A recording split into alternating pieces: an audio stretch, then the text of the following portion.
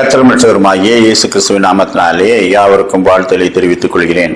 தொடர்ந்து வேலை செய்து கொண்டே இருப்பதால் மனிதன் டயர்டாகி விடுகிறான். அது அதற்கு பிறகு செய்யும் வேலைகளிலே, வேலை திறன்களிலே வெளிப்படுகிறது. இது எல்லாரும் உணர்ந்ததே. ஆனால் வேலையிலே கிடைக்கும் லாபத்தினாலே தொடர்ந்து வேலை செய்து கொண்டே இருப்பதை விரும்புகிறார்கள். அவர்கள் நோக்கமெல்லாம் அடுத்த லாபம் கிடைக்கிறது.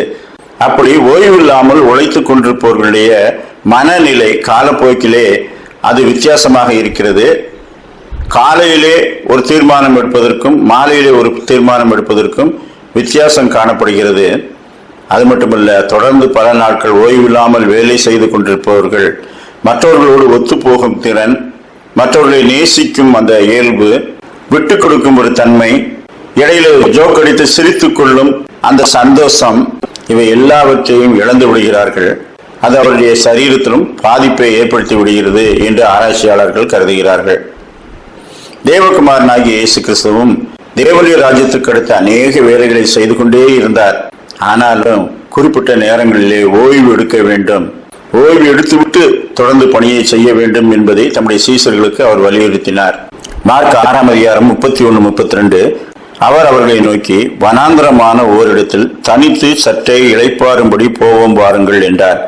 ஏனெனில் வருகிறவர்களும் போகிறவர்களும் அநேகராய் இருந்தபடியினால் போஜனம் பண்ணுகிறதற்கும் அவர்களுக்கு சமயம் இல்லாதிருந்தது.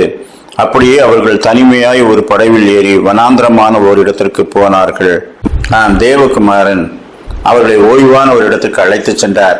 ஆனாலும் அங்கே திரள் கூட்டமான மக்கள் கூடிவிட்டார்கள். அவர்கள் மேல் இறக்கப்பட்டு அவர்களுக்கு அநேக காரியங்களை உபதேசித்தார். காலையிலே அவர் தேவனோடு தனித்திருக்கும்படிக்கு அதிகாலையிலே அதிக இருட்டோடு எழுந்து ஜெபிக்க சென்று விடுவார். அவருடைய சீசர்களும் அவரை தொடர்ந்து சென்று ஜெபிக்க கற்றுக்கொண்டார்கள், ஓய்வெடுக்க கற்றுக்கொண்டார்கள். அவரை போல தொடர்ந்து கர்த்தருடைய ராஜ்யத்துக்கு அடுத்தவைகளை தேடும்படிக்கும் செய்யும்படிக்கும் கற்றுக்கொண்டார்கள். அவர்களுக்கு கற்றுக் கொடுக்கும் போதும் மனநிலை அறிந்து தேவகுமாரன் கற்பித்தார். ஓய்வே இல்லாமல் தொடர்ந்து வகுப்புகளை நடத்தி கொண்டே இருப்பது பிள்ளைகள் கற்றுக்கொள்ளும் திறனை பாதிக்கும். அதை அவர்கள் நினைவிலே வைத்துக் கொள்ள முடியாதபடிக்கு தடையாயிருக்கும். தேவகுமாரன் தமது மரணத்துக்கு முன்பாக சீசர்களுக்கு அதை தெரிவிக்கின்றார். பரலோகத்திலே உள்ள தேவனுக்கும் தனக்கும் உள்ள உறவுகளை வெளிப்படுத்துகின்றார். அவர்கள் கவனித்துக் கொண்டே வரும்போது, நான் உங்களை விட்டு எடுத்துக்கொள்ளப்படும் நாட்கள் வருகிறது என்பதை தெரிவிக்கிறாரே என்று அவர்கள் மனம் துக்கமடைந்தது.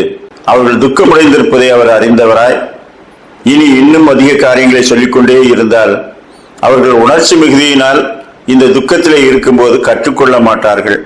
எனவே பாடத்தை நிறுத்திவிட்டு மற்றொரு நேரம் அதை கற்பிக்க வேண்டும் என்று அவர் இடைவெளி விடுகின்றார்.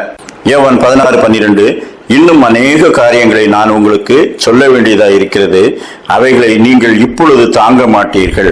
யோவான் 16:22 நீங்களும் இப்போது துக்கமடைந்திருக்கிறீர்கள், நான் மறுபடியும் உங்களை காண்பேன், அப்பொழுது உங்கள் இருதயம் சந்தோஷப்படும், உங்கள் சந்தோஷத்தை ஒருவனும் உங்களிடத்தில் இருந்து எடுத்து போட மாட்டான். தேவகுமாரன் பாடுகள் விட்டு மரித்து மீண்டுமாய் அவர்களை சந்திக்க போகின்றார். அப்பொழுது நிறைய காரியங்களை கற்றுக் கொடுப்பதற்கு வாய்ப்பு இருக்கிறது. அவர் 40 நாளளவும் தேவனுடைய ராஜ்யத்துக்கு அடுத்தவர்களை திடமாய் அவர்களுக்கு சொல்லிக் கொடுத்தார். வேத வாக்கியங்கள் எல்லாம் எப்படி நிறைவேறின என்பதை அவர்களுக்கு விளக்கி காட்டினார்.